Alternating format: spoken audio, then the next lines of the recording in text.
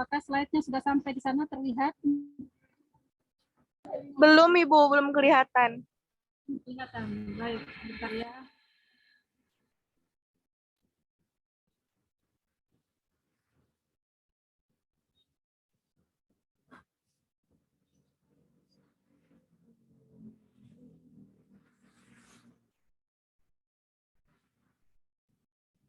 Nah, apakah terlihat di sana? Belum, Ibu. Sudah, Ibu. Sudah, baik ya. Nah, kita lanjutkan mata kuliah kita. Sekarang sudah sampai di sporozoa jaringan ya. Sporozoa darah sudah, sporozoa usus sudah, kemudian sporozoa jaringan.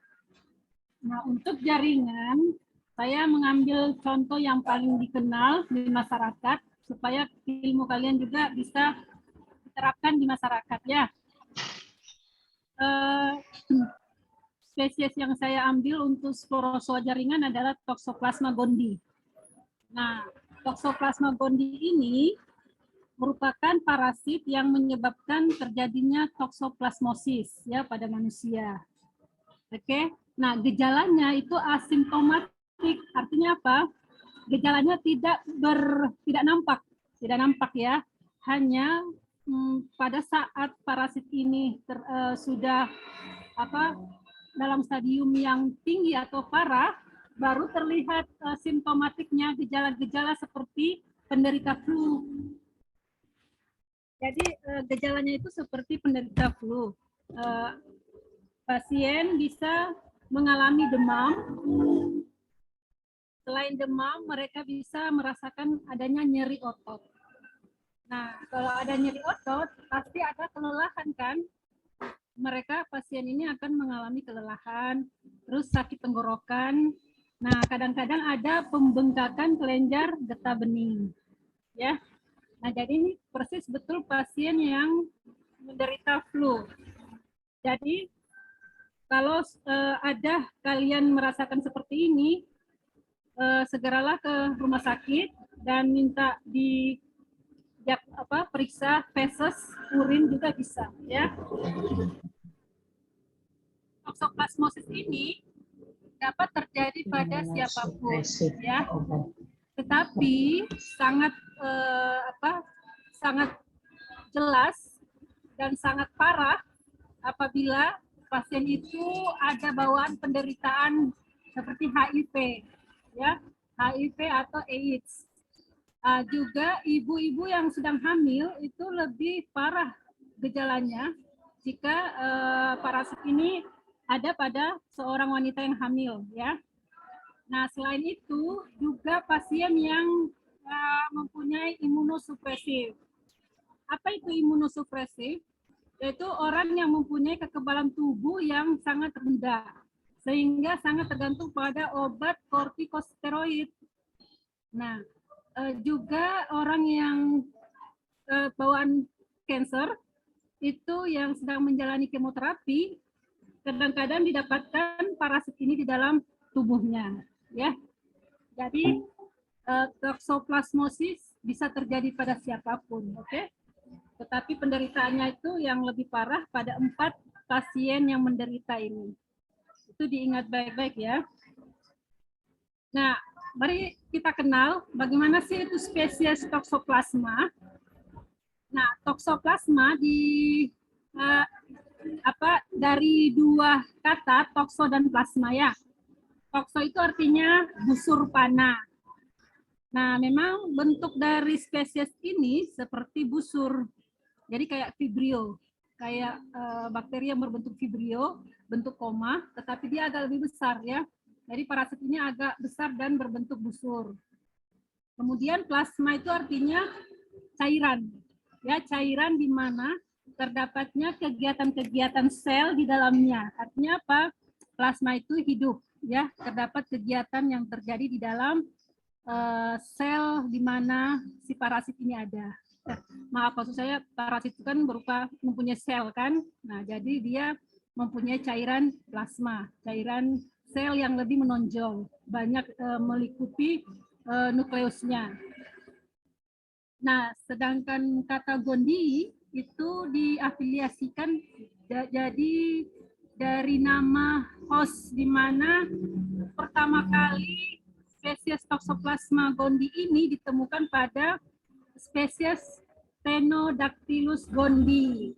Nah, ini sejenis tikus rumah yang sering merajalela di rumah-rumah yang kelihatan kotor ya, yang kurang kebersihan.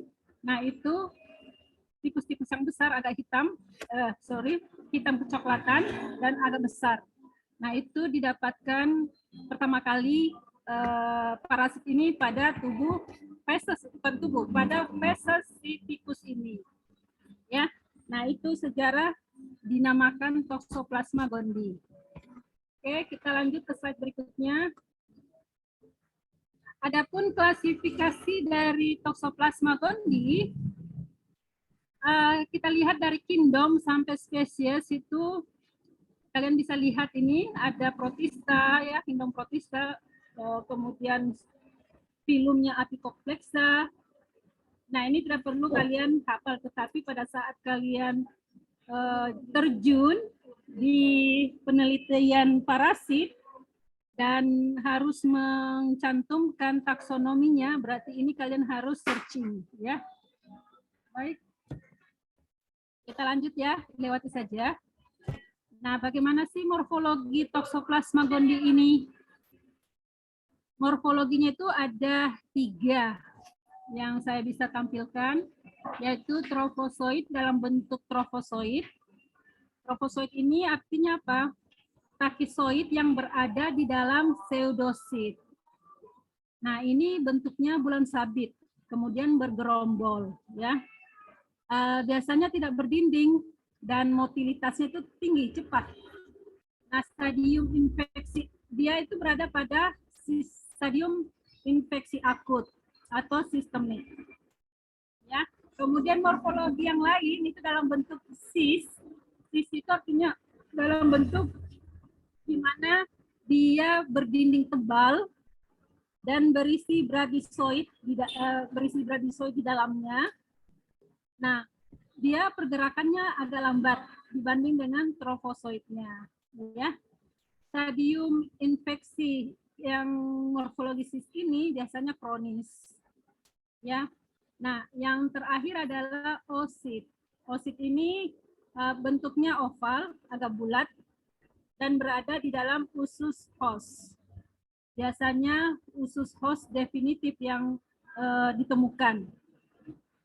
Dan keluar bersama dengan tinja jika memang parasit ini sudah melintas di dalam tubuh di host definitifnya. Ya.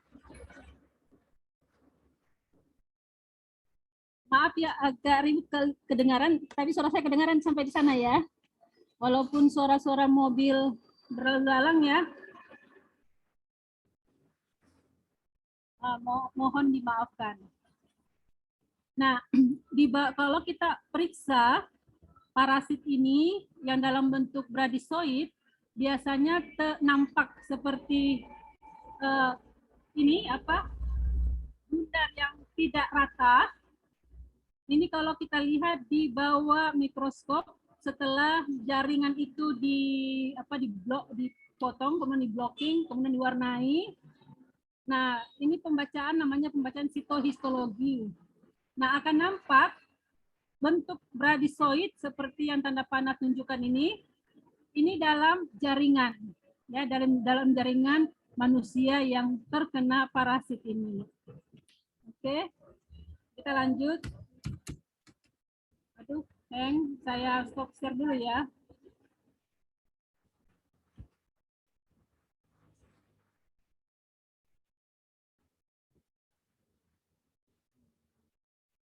Dan saya share lagi.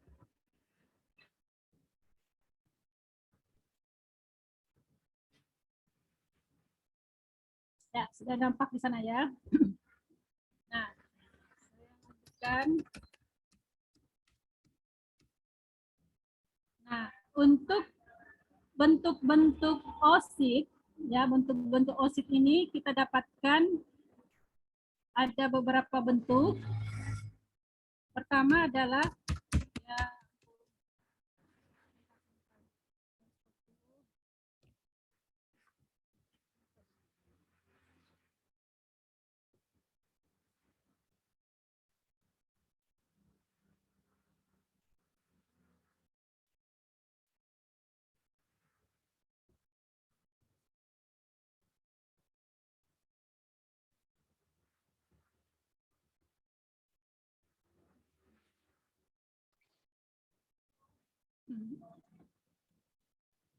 Nah, baik, saya lanjutkan. Ini bentuk-bentuk oosit dari Toxoplasma gondii.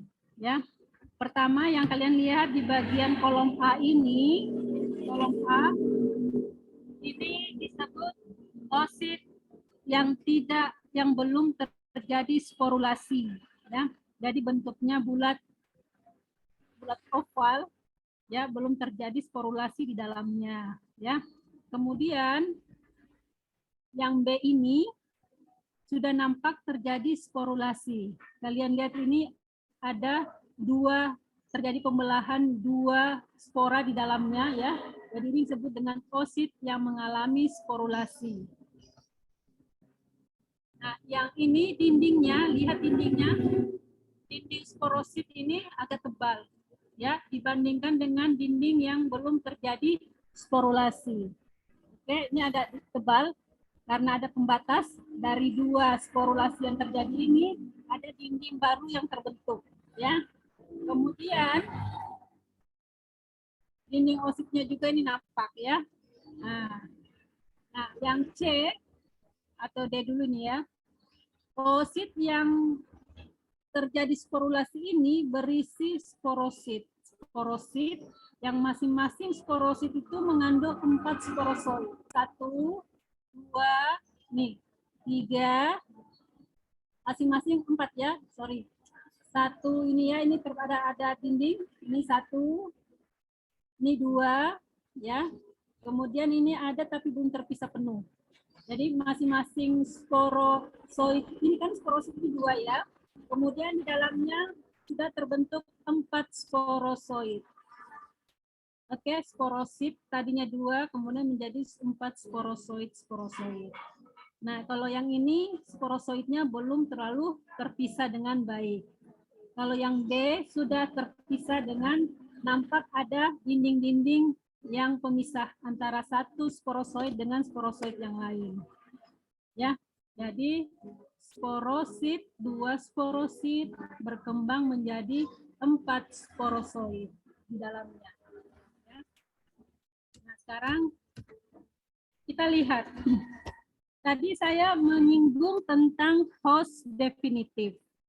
Nah, host definitif itu artinya host di mana si Toxoplasma gondii ini berada pada fase seksual, ya. Nah, kemudian ada pula host intermediate-nya. Nah, di intermediate ini si Toxoplasma gondii ini mengalami fase aseksual. Artinya apa? Dia mengalami fase yang terjadi pembelahan, ya, tidak mengalami perkawinan tetapi terjadi pembelahan. Nah, biasanya selalu yang dituduhkan itu adalah kucing sebagai host definitifnya, ya.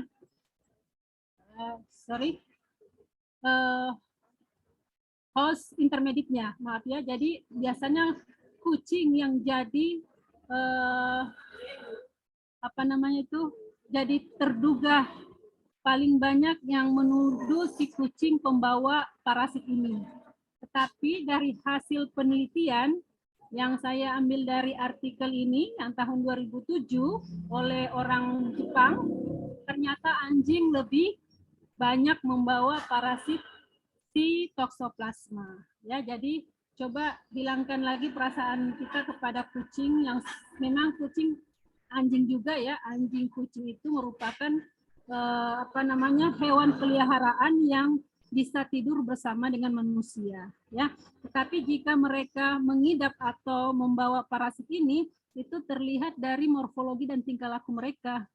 Nah, segeralah ke dokter hewan untuk memeriksa atau mengobati penyakit yang ada pada hewan kesayangan kita, baik anjing maupun kucing, ya. Nah, jadi dari hasil penelitian ternyata anjing lebih banyak membawa parasit ini, ya. Nah, sekarang ya, lagi, mohon maaf ya, saya stop dulu.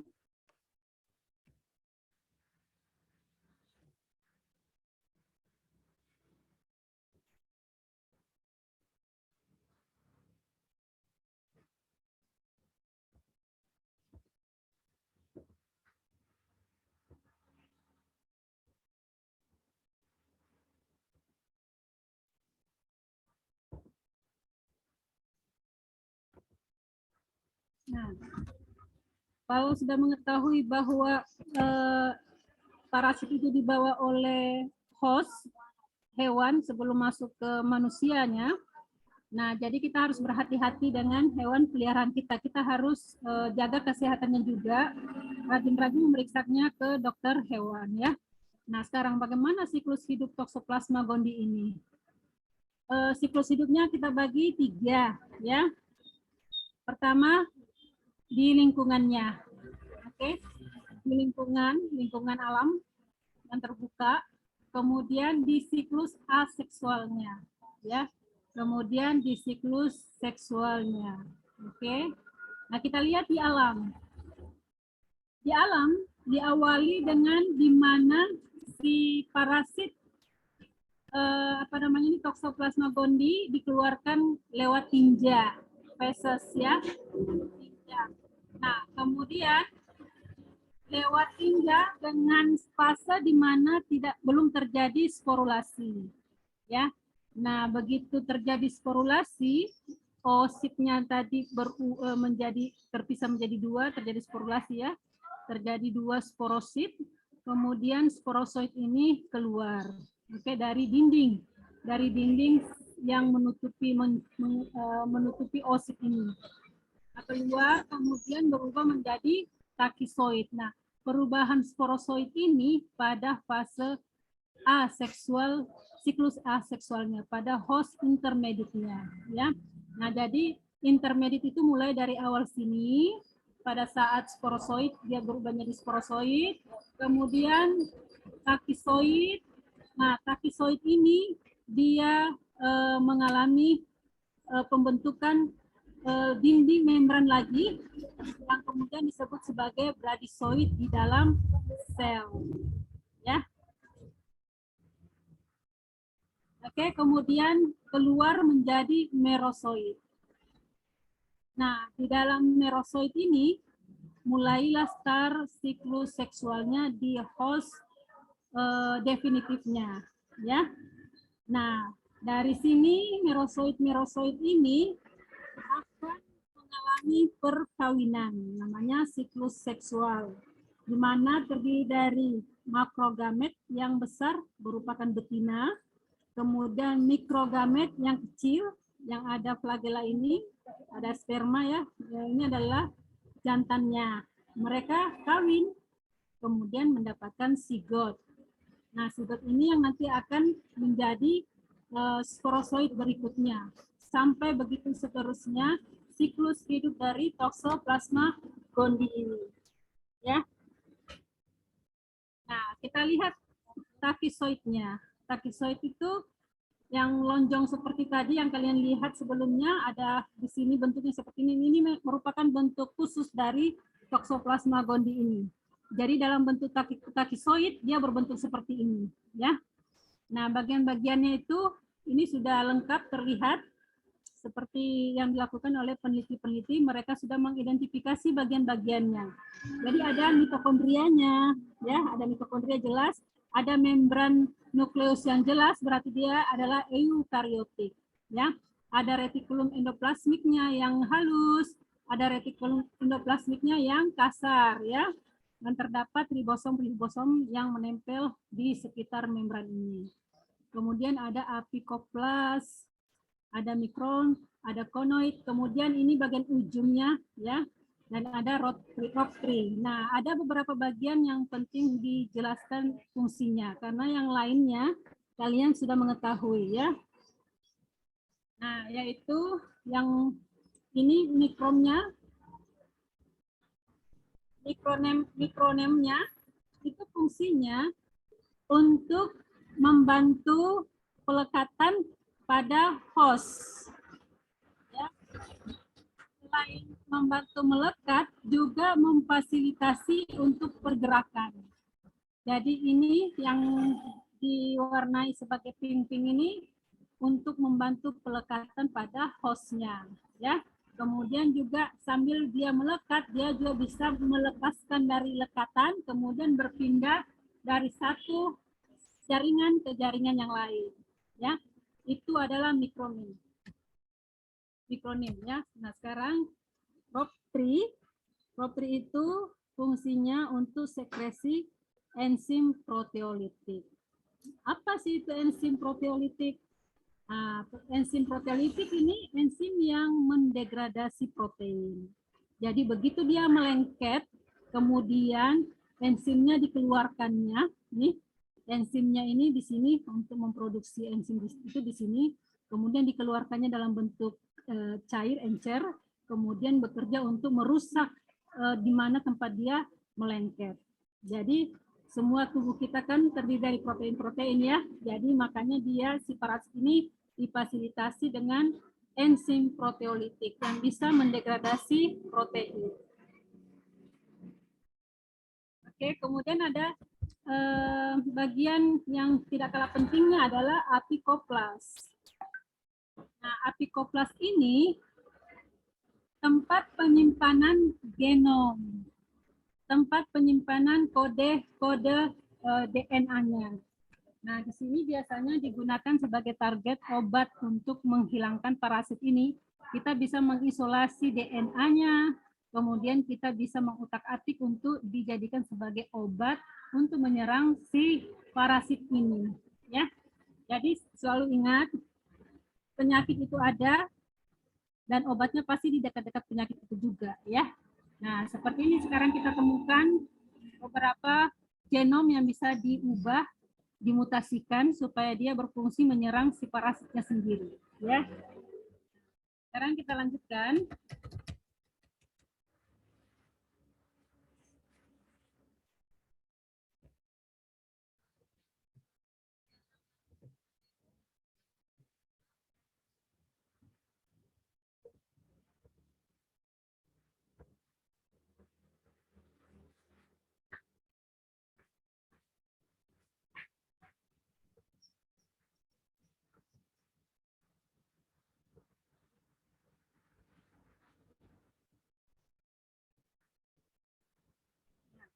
Sekarang kita lihat ya.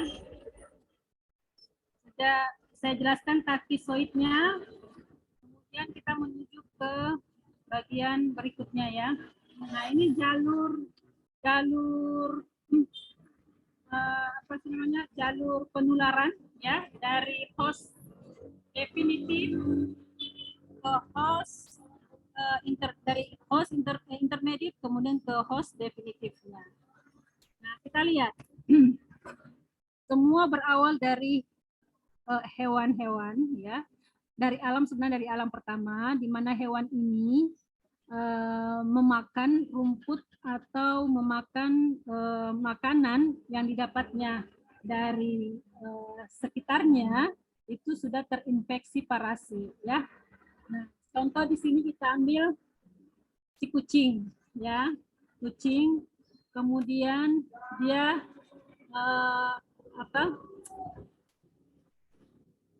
kucing ini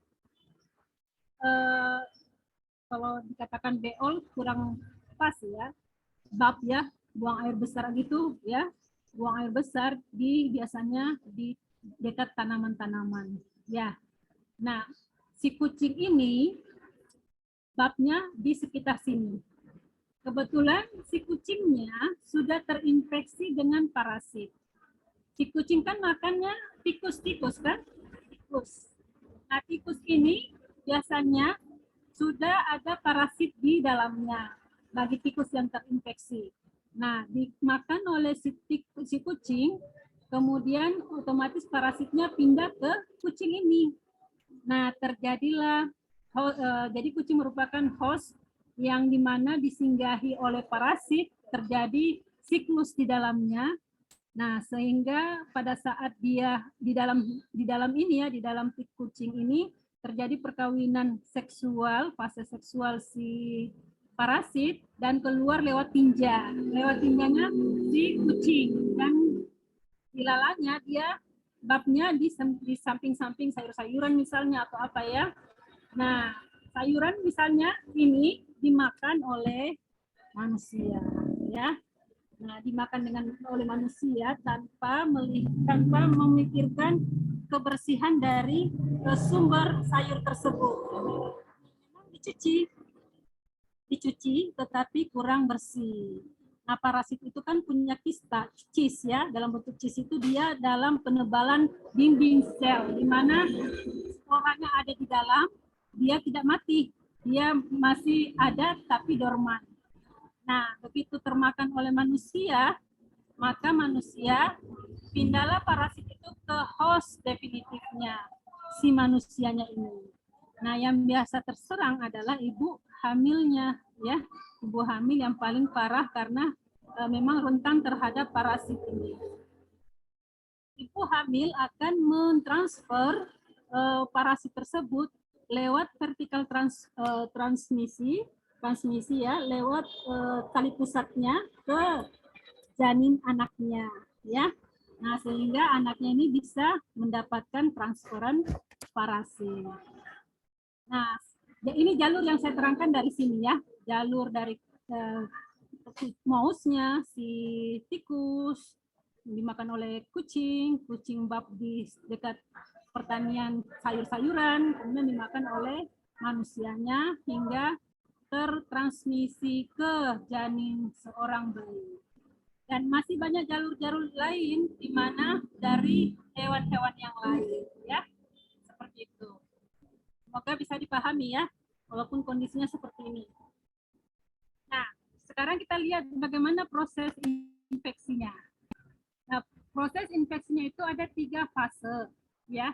Ada fase primer, di mana parasit itu mengalami proliferasi, perbanyakan, ya. Terjadi perbanyakan, kemudian masuk ke fase sekunder, terjadi gangguan pada imunitas kita, sistem imun kita, ya. Kemudian fase tersier, di mana sis dari si parasit ada tersebar di tubuh kita, terutama di jaringan, otot, dan saraf. Nah, ini yang membahayakan kalau sudah masuk ke saraf, ya. Nah, ini saya hanya menampakkan, semoga kalian bisa paham, karena ini cocok dengan analisis kesehatannya. Bagaimana manifestasi klinisnya, ya. Nah, kita lihat kalau toksoplasmosis kongenital, yang ini yang dari lahir, artinya parasitnya didapat dari tularan ibu ke janin. Itu kongenital ya. Jadi toksoplasmosis yang terjadi karena dapatan dari transmisi ibu ke anak. Nah, itu yang nampak manifestasi klinis yang terlihat beberapa hari atau bulan setelah kelahiran, itu terjadi suatu sindrom Sabin. Apa yang terjadi pada si janin? Terjadi hidrosepalus. Apa itu hidrosepalus? Hidro itu air, sepalus itu kepala yang membesar. Jadi kepalanya si bayi itu membesar dan berisi air. Pernah lihatnya ini banyak di Indonesia. Karena memang Indonesia itu paling banyak parasit-parasitnya ya. Kemudian ada koroidoretinitis, oke? Ada konvulsi dan kalsifikasi cerebral. Oke, nah tolong dicatat. Tolong dicatat, ini merupakan tugas mahasiswa untuk mencari dan mempresentasikan 4 hal ini ya. Jadi hidrosepalus, koroidoretinitis, konvulsi, dan kalsifikasi cerebral. Jadi kalian cari ya 4 ini, nanti pekan depan saya tagih presentasinya. Jadi semua mahasiswa mengerjakan tugas ini. Saya akan random siapa yang akan presentasi dengan mengutamakan yang belum pernah presentasi sama sekali. Ya. Oke, paham maksud saya tugasnya ini? Halo? Ibu, untuk tugasnya itu secara individu atau per kelompok, Ibu? Secara individu. Ya, jadi secara individu. Oh iya, kalian punya tugas enggak untuk pekan ini? Ada ya? Halo? Kayaknya belum ada, Ibu. Tidak ada? Tidak ada, Ada ya? Oke, berarti pekan depan tolong saya diingatkan kalau saya lupa ya. Kadang-kadang karena banyaknya ada beberapa kelas khusus yang saya juga ngajar dan sering juga memberikan tugas, kadang-kadang ketukar. Tolong diingatkan ya. Walaupun saya catat juga, tetapi kadang-kadang catatannya tertinggal di kantor. Nah, ini dalam perjalanan jadi susah ya untuk melihatnya, mencek pas di depan saya tempel ya. Jadi tolong si Mbak Ika ingatkan saya tugas untuk pekan depan untuk menjelaskan 4 sindrom ini. Oke. Jadi slide-nya cuma 4. Slide 1 yang berisi hidrosepalus, slide 2 berisi choroidoretinitis, yang ketiga konvulsi, dan yang terakhir kalsifikasi cerebral. Jadi 4 saja slide-nya ya. Kalau 5 saya berikan denda. Dendanya berupa tugas baru. Oke. Mohon diingat ya. Nah, kemudian selain dari toksoplasma bawaan dari lahir, juga ada toksoplasmosis dapatan. Dapatan maksudnya apa? Kita terserang, manusia terserang dengan parasit Toxoplasma gondii ini pada saat dia sudah dewasa, ya. Nah, ini biasanya gejalanya tidak nampak, ya. Tetapi apa yang tadi saya jelaskan pada slide pertama, jika parasit itu sudah mengalami tingkat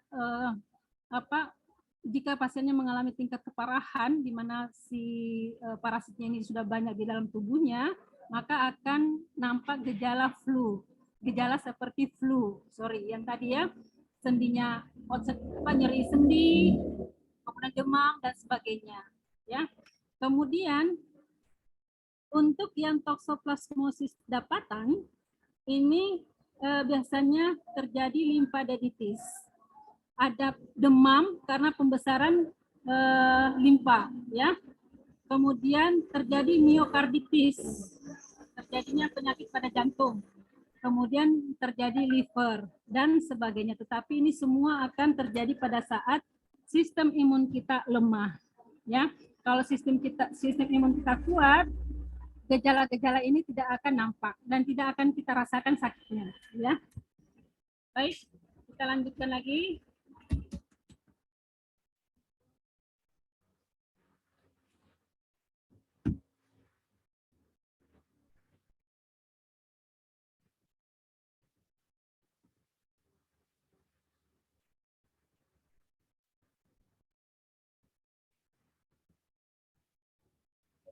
Nah, untuk mendiagnosis terjadinya adanya toksoplasmosis pada manusia itu ada beberapa cara, ya. Yang saya bisa tampilkan cuma ada 5 cara pemeriksaannya. Pertama, pemeriksaan sediaan secara mikroskopis, ya. Kita mengisolasi parasitnya dari irisan jaringan yang di mana pasien itu terdeteksi. Terdeteksinya dari mana kita ketahui dari fesesnya, ya. Nah, tapi untuk sediaan mikroskopis biasanya kita menggunakan sitohistologi, ya, menggunakan irisan jaringan atau kita mengambil cairan pada tubuh si pasien yang berupa eksudat.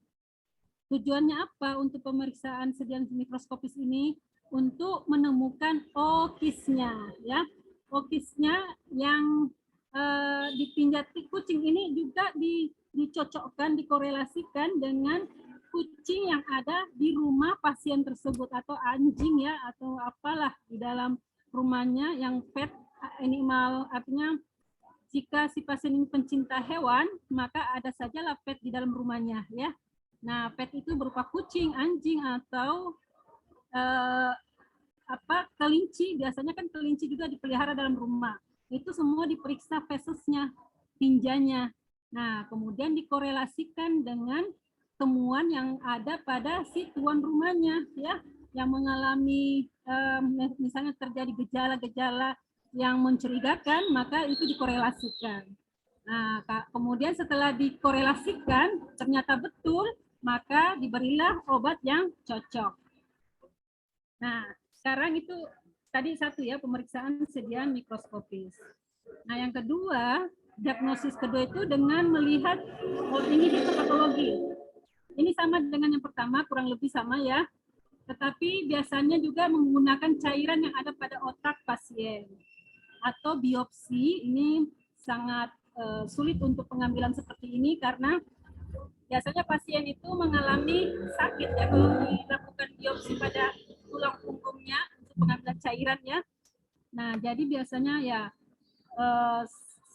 jalan satu-satunya adalah kita mengambil cairan darah atau bisa juga mengambil urinnya untuk melihat apakah ada takisoid di dalamnya atau tidak ya. Yang ketiga adalah pemeriksaan serologi. Nah, ini yang tadi saya bilang cairan darah bisa diambil kemudian dicocokkan dengan antibodi yang anti parasit tersebut. Antibodi yang anti parasit yang ada pada darah penderita.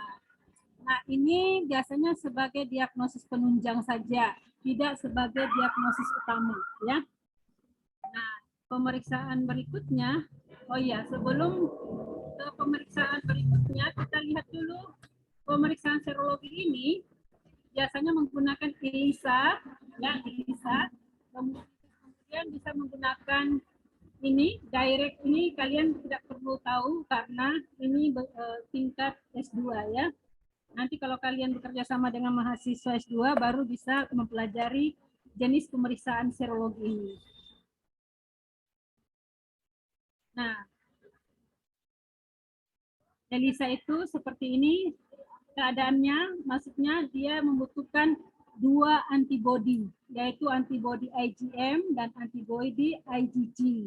Ya, kemudian diperiksa darah kita. Jika IgM dan IgG-nya positif, maka terjadi infeksi toksoplasma akut.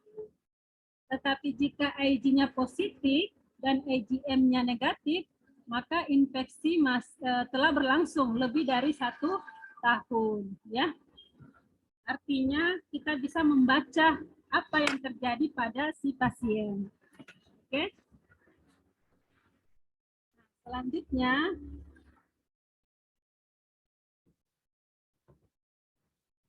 nah ini untuk pemeriksaan serologi pada neonatus yang jika IgM-nya positif, maka nampak bahwa toksoplasmosisnya itu didapat dari transmisi dari orang tuanya, ibunya ke anaknya ya.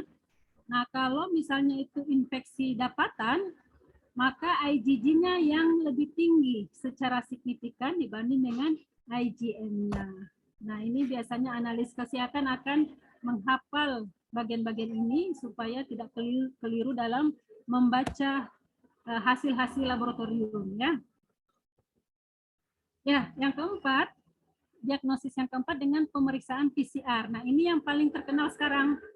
Ada beberapa senior kalian yang penelitian dan mengambil PCR ya. Pendeteksiannya itu menggunakan DNA parasitnya langsung. Jadi kita isolasi tinja dari pasien, kemudian kita mengisolasi si parasitnya, DNA parasit yang ada pada tinja, kemudian kita PCR.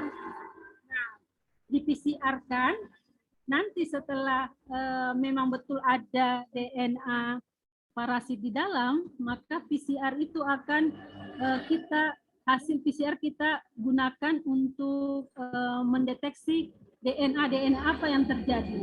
Ya. Nah, DNA itu akan nampak seperti ini. Ya. Kita cocokkan dengan profnya. Jika memang cocok, maka di tinja itu ternyata ada DNA parasit. Nah, untuk hasil PCR biasanya dinampakkan dalam bentuk band-band elektroforosis ya, elektroforesis, di mana kita cocokkan band-bandnya itu apakah berada pada ukuran dari marker. Jika memang tepat, misalnya marker untuk parasit itu berada di 600-an, maka akan menunjukkan seperti ini. Misalnya dia ada di 600-an ya, kurang lebih antara 600 dan 500, maka seperti ini kalian lihat, ada band yang berada di antara angka marker ini. Nah, berarti si pasien itu mengalami parasit toxoplasmosis. Ya, mengalami penyakit toxoplasmosis karena nampak DNA dari parasit itu di gel elektroforesis kita, ya. Nah, ini cuma gambaran buat kalian bahwa pengerjaan PCR itu seperti ini, ya. Jadi diawali dari isolasi parasit, kemudian dinampakkan di PCR, kemudian kita cari DNA-nya, dicocokkan dengan blast nukleotida yang sudah ada di apa namanya itu di NCBI, ya. Kalian kan pelajari tentang bioinformatik kan? Nah, ini nanti akan cocok dengan bioinformatik. Ilmu yang kalian dapatkan dari mata kuliah, bioinformatik bisa dikorelasikan untuk mendapatkan DNA. Oke? Nah, ini adalah cara-cara untuk mencocokkan DNA dari si parasit, ya. Saya sudahi materi ini. Ada yang mau bertanya, silakan. Tapi cuma satu pertanyaan ya, karena ini Ibu izin bertanya. Silakan ya. 139 Ibu. Oke. Apa namanya lagi? Iya, terima kasih. Adelia Langago, Ibu. Ibu izin bertanya. Sebentar. Satu orang saja ya, karena ini 139 Ibu. pengalaman. Yang suara perempuan tadi 139 Ibu, Adelia Langago. Silakan. 139 Ibu. 139, ya. Silakan, Mbak. Iya, terima kasih. Perkenalkan, nama saya Adelia Langago, NIM 139. Di sini kan toxoplasmosis dapat terjadi pada siapa saja. Nah, penyebab terjadinya peningkatan pada penderita HIV/AIDS, kemudian ibu yang sedang hamil, kemudian pasien yang sedang mengalami kemoterapi itu apa penyebabnya, Ibu? Terima kasih. Nah, yang kemoterapi itu biasanya dilakukan pada pasien yang terkena kanker, ya, kanker. Nah, parasit ini biasanya dia bersifat apa namanya ya, oportunistik, ya. Oportunistik itu apa? Oportunistik itu artinya si parasit ini berada pada orang yang sistem imunnya sudah terancam oleh suatu penyakit. Ya. Nah, salah satunya adalah HIV/AIDS yang kemarin pekan lalu saya nampakkan siapa yang Freddie Mercury, si rocker terkenal itu, dia kan HIV.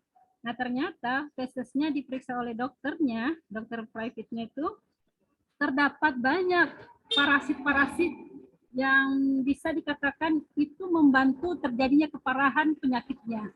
Ya, jadi si parasit ini biasanya memang bersifat oportunistik, menyerang orang di mana orang itu sistem imunnya sudah lemah karena adanya penyakit yang lain. Nah, kemoterapi adalah terapi yang diberikan kepada orang yang pasien kanker. Nah, sehingga sistem imun pada pasien kanker ini terancam dalam keadaan akan melemah, ya. Nah, disitulah terjadi si parasit ini bisa menyerang pasien ini yang memang sudah ada kankernya. Jadi dikaitkan dengan kemoterapi itu kan memberikan penyinaran sinar ya pada tubuh manusia, pada sel-sel manusia. Nah, sel-sel manusia kita itu kan hidup. Kalau terjadi radiasi yang berlebihan yang mengena sel itu, terjadilah suatu mutasi pada sel kita. Nah, apa yang nampak akan terjadi efek negatif dari kemoterapi. Makanya orang-orang yang kanker biasanya rambutnya berguguran karena efek terapi dari kemo ini. Kedua, kulitnya jadi hitam lebam karena si sel-sel itu sangat rentan dengan sinar-sinar kemo yang diberikan oleh dokter, ya. Jadi, nah, kalau sel sudah mengalami dampak seperti itu, apa yang terjadi? Sistem imun kita melemah, ya. Sistem imun kita akan melemah sehingga semua mikroorganisme yang ada dalam tubuh kita yang tadinya komensal menjadi sangat berbahaya. Contohnya adalah dia mudah teridap oleh parasit toksoplasmosis. Toksoplasma gondii, ya. Nama penyakitnya toksoplasmosis. Oke, Mbak. Bisa dipahami? Bisa, Ibu. Semoga bisa, ya. Walaupun ribut di jalanannya. Nah, sampai di sini saja dulu, ya. Mohon maaf untuk yang lain. Nanti kita bertemu di pekan depan dengan hari Selasa, ya. Jam 9, insya Allah sesuai dengan waktu schedule-nya, ya. Tidak diundur-undur lagi. Tugasnya tolong dikerjakan dan ingatkan saya, Mbak Ika, kalau ada tugas, supaya sebelum saya memberikan materi, saya mendengar dulu, saya menunjuk dulu siapa yang presentasi, ya. Baik, saya ucapkan mohon maaf jika kurang puas misalnya, atau suara saya yang kecil atau terlalu cepat atau lingkungan yang di sini ribut gitu ya, maaf ya.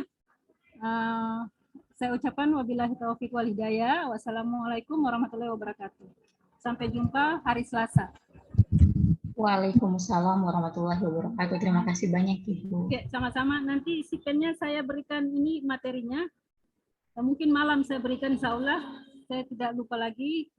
Malam saya berikan malam ya, insya Allah saya berikan. Oke, saya stop share dan saya izin leave.